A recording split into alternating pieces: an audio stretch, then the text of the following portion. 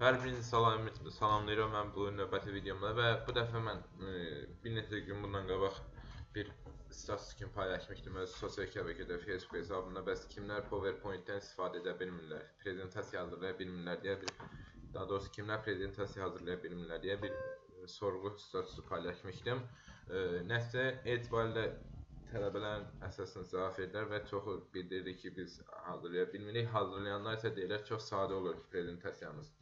Buna görə də mən bundan bağlı bir video çəkməyə qərar aldım. Videomda mən PowerPoint-in 2016-cı versiyasından istifadə edirəm və yükləmə linklərini PowerPoint-in özünü, sonra Microsoft Word, bir də ki Excel bu üçünün də 2016-cı versiyalarının limitsiz olanını yükləmə linklərini videonun məlumat hissəsində artıracağım linklərini. Oradan girib faydalana bilərsiniz. Belə, videomuza ilk öncə mən başlamazdan əvvəl demək istəyirəm ki, əsas lazımlı məlumat kimi bunlardan istifadə edim. Prezentasiya hazırlayarkən mümkün qədər prezentasiyanın yığcam olmasına fikir verin. Çünki sözlərdən ibarət prezentasiyalar həqiqətən çox sıxıcı və buna prezentasiya adı vermək düz gəlmir. Təqdimat yerində adam utanır ki, bəs bunun nəyini mən təqdim edim. Çünki yazıda olan, vərəqdə olan yazıları biz köçürmüşük prezentasiyamızda elə səhifəmizdə. Arxada qara fon qoyuruq, üstünə isə ağ yazı ilə, ağ rəng seçib yazılar yazırıq. 12 şriftlə. Yəni bu biraz gülünç vəziyyətdir. Ona görə də prezentasiyanı yazarkən minimum şriftin ölçüsü minimumundan 22 və yaxud da 24 olmalıdır ki, aydın şəkildə seçilsin və cədvəllərə üstünlük verin, qrafikaya üstünlük verin, statistikadan istifadə edə bilərsiniz. Yəni statistik göstəricilərdən qrafik prezentasiyanızı, yəni filan ildə filan qədər göstərici olursa, yəni baxır o sizin nədən hazırladığınızı, yəni bu şərt deyil, amma statistik məlumatlardan istifadə etməyinizi məsləhət görərdim.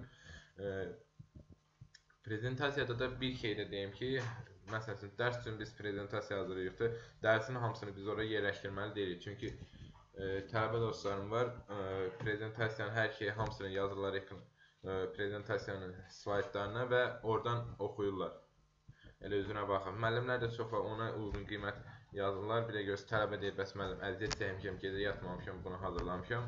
Yəni düzgün seçim deyil. Müəllim də baxır tələbəyə 9-10 yazır. Amma bunu hazırlanması elə düz böyük bir vaxt aparmır. Çünki sözləri sadə olaraq kopyalayıb atırsınız oraya. Böyük bir iş deyil bu.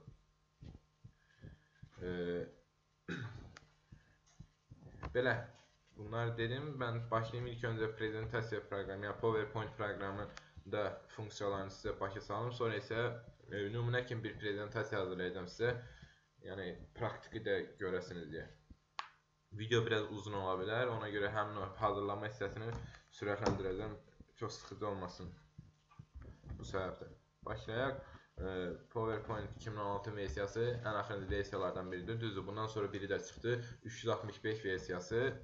Onu hələ ki tapa bilməmişəm. Tapsam onun da linkini atarım sizin üçün. Proqram ana səhifəsi budur ilk öncə. Yəni biz buradan temaları, özünə uyğun temalar veribdir. Gördüyünüz kimi PowerPoint. Əlavə temalarda təbii ki yükləmək olur. Yəni bunlardan bizim xoşumuz gəlmirsə, internetdən bizi axtararaq bunu öz rəsmi saytından, Microsoft Office-in rəsmi saytından və yaxud da ki başqa bir saytlardan biz temalar yükləyib istifadə edə bilərik. Burada da axtarış yeri, search yeri qoyursun, yəni buradan da axtarıb tapa bilərik. Yeni temalar, arxa fonu, backgroundları, yəni seçim sizindir. Burada isə köhnələr oldu, yəni recent hissəsindən, yəni axırıncı istifadə etdiyim prezentasiyaları yerləşdiriblər, yəni axırıncı hansılardan istifadə etmişiksə, bunları sol tərəfdə, sol hissədə əlavə ediblər. Buradakilərdən ən lap köhnələrə getmək istəyirsə, Open Presentation yerinə basaraq daha köhnələrə keçə bilərsiniz. Bunlar da sizə bəhs etmirsə, yəni buradan qovluqlara keçib, oradan lap faylların içindən digər prezentasiyalarınıza tapıb istifadə edə bilərsiniz. Mən birinci elə sadə pəncərə ilə başlamaq istəyirəm. Blank Presentation seçirik buna görə. Prezentasiyamızı hazırlayarkən birinci slayd səhifəsi belə olur. Yəni tanıtım hissəsidir, əsas quiz, daha doğrusu titul vərəqi kimi deyək. Titul slaydı. burada biz slaydımızın adını yazırıq. Sonra isə bu hissədə kiçik məlumat tutaq ki, məsələn burada da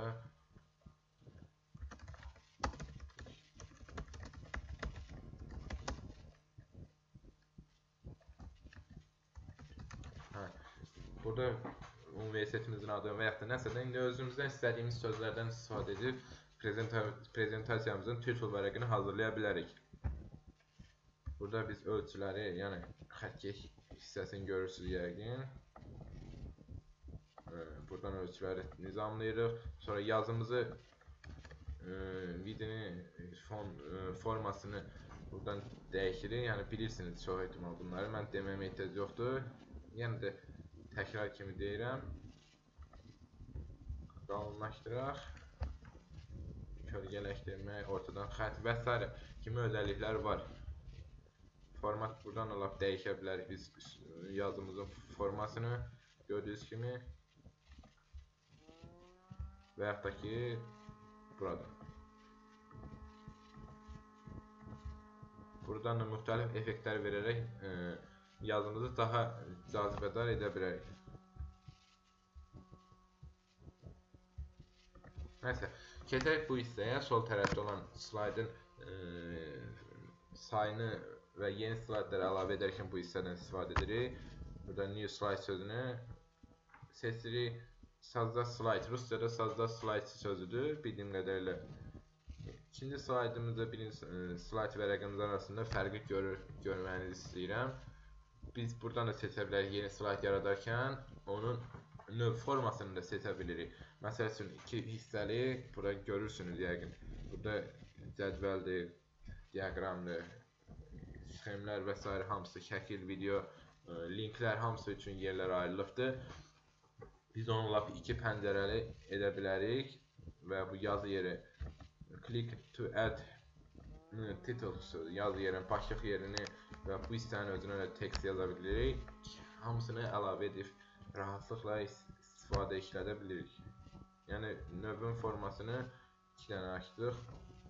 Açdım, bax belə. Yəni oradan biz hansı üslubda işləməyini istəyiriksə buradan seçirik. Belə. Insert bölməsinə keçək. Burada biz gördüyünüz kimi yəni new slide yeri burada da var. Sonra table, yəni cədvəllər hazırlayarkən buradan istifadə edirik. Sürükləyək. Cədvəllərimizi buradan istifadə edirik. Bunun rəngini və s. hamısını seçə bilirik. İstədiyimiz formada hazırlaya bilirik. Shapes. Burada müxtəlif figurlar var. Onlardan slaydımızı istifadə üçün hətta yazı da yaza bilirik. Yəni bu özəlliyi də bildirim sizə. Slaydımızın arxa fonun rəngini və s. bütün xüsusiyyətlərini buradan biz təyin edə bilirik format bölməsinə. Orada gələcək birazdan. Sonra screenshotda dediyimiz ekran şəkillərini hər hansı ekran şəkillərini biz slaydımızda istifadə etməyimiz üçün bundan istifadə edə bilərik. Yəni bu ehtiyacım yoxsa bunu silək. Foto albom. Burada öz prezentasiyamızı albom kimi də istifadə edə bilirik. Smart Art açıldı gördüyünüz kimi. Burada biz müxtəlif sxemlərdir. Öz slaydımızda onlardan istifadə edə bilirik. Məsələn, cədvəl qurmaq istəyirik və yaxud da ki, belə qoy bir onu seçim. Tekstlər yazırıq. Bunun rəngini biz dəyişək. İlk öncə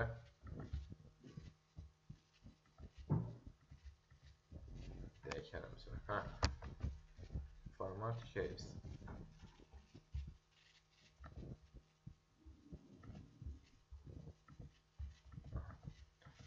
Biz özümüz üçün daha belə tutaq ki, bu nümunə kimi göstərim sizə. Birinci tutaq ki,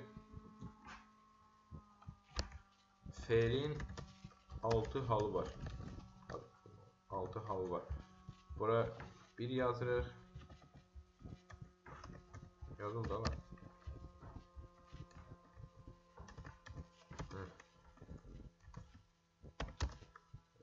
Altı halı var. Adlı.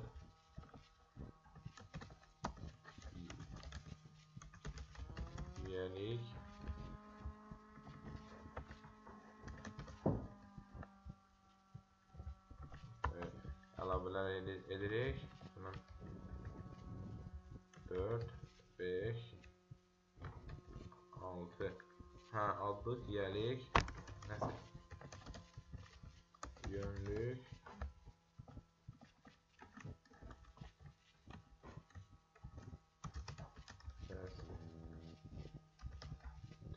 təsirlik orada. Nəysə. Hadi 7 dənə yazmışam burada. Fikir verməyin mənə. Yəni belə onu biz hallara bölərkən, yəni özümüz üçün kiçik diaqramlar, cədvəllər, sxemlər hazırlayarkən bu hissədən istifadə edə bilirik. Hə, tapdım, buranı axtardım bayaqdan. Rənglərini də seçək. Rəngarəng. Belə. Yəni istədiyimiz temada bunu biz hazırlaya bilirik. Word bölməsindən şəkilli, yəni müxtəlif stildə, müxtəlif formalarda yazılar yaza bilirik. Yəni gördüyünüz ki, altı kölgəli və s. kimi formalarda olurlar. Data time. Burada biz cədvəllərin içində yazılan tutaq ki 25.02.2017 yazısını, yəni bugünkü tarixi verdim. Mən onu bu formada və yaxud da digər üslubda formalarda sadə ilə hətta qoya bilirik.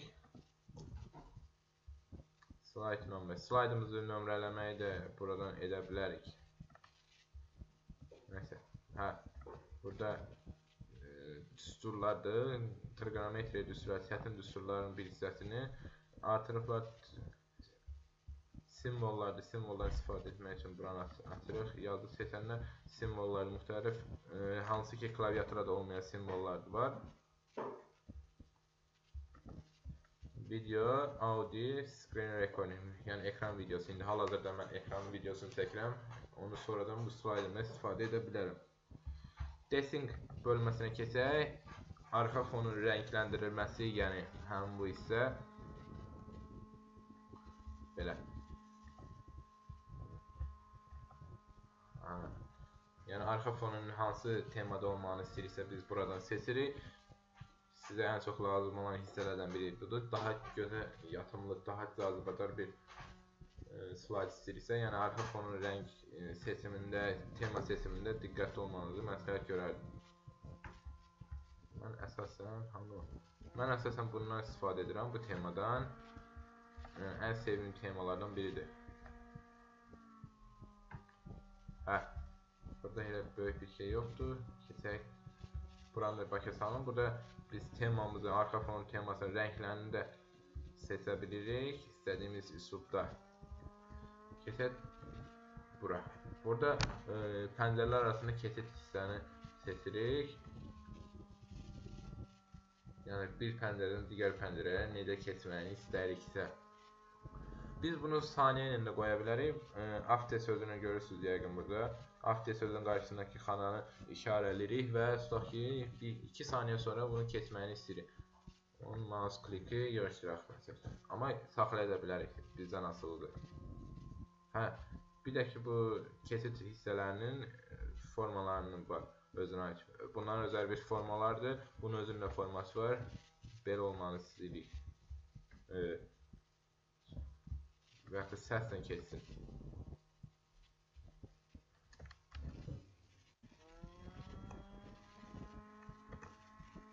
Gördüyünüz kimi belə bomba partlaması kimi bir effekt verdim.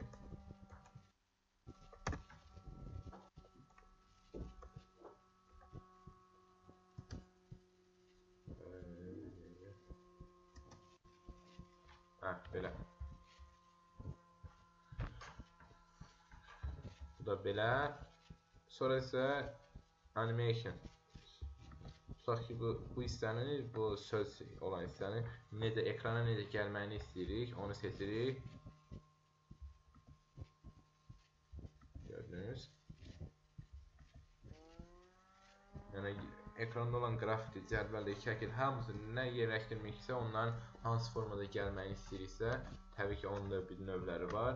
Gəlməyini və yaxud da ekrana itməyini də, həm bu hissədə çıxış hissəsi, yəni buradan da çıxış hissəsi, entrance və ambiance, emphasis sözü formalarına görə dəyişdirir, yəni rəng fırladır. Yəni bu hissədə isə itmir heç biri. Sadəcə o müxtəlif formaları hərəkətini Sonra yazının rəngi, kölgələnməsi, rəngin dəyişməsi, qaralması və s. formalar var. Bunun da saniyənin ölçüsü var. Onu da seçə bilərik. Tutaq ki, 1 saniyə yarımdan sonra 1 saniyə yarım müddətində açılsın həm bu yazı. Onu gördüğünüz gibi 1 saniye yarım keçən kimi onun rəngi dəyişir və 2 saniyə seçmişdim deyə bayaq mən növbəti səhifəyə keçir. Slideshow hissəsi burada əldə nəsə qalmadı, bildiyim qədərlə göstərdim onları. Slideshow hissəsində slaydımızı başlatmasını buradan seçirik.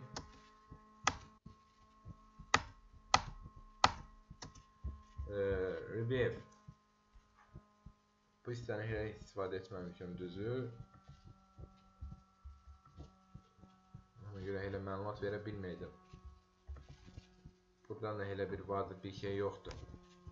Decision hissəsinə keçək. Bu slaydımızda seçdiyimiz yerlərin decision, belə sxemlərimiz varsa, onları design bölməsindən forma üslublarını seçib istifadə edə bilərik. 3D formatında ola bilər.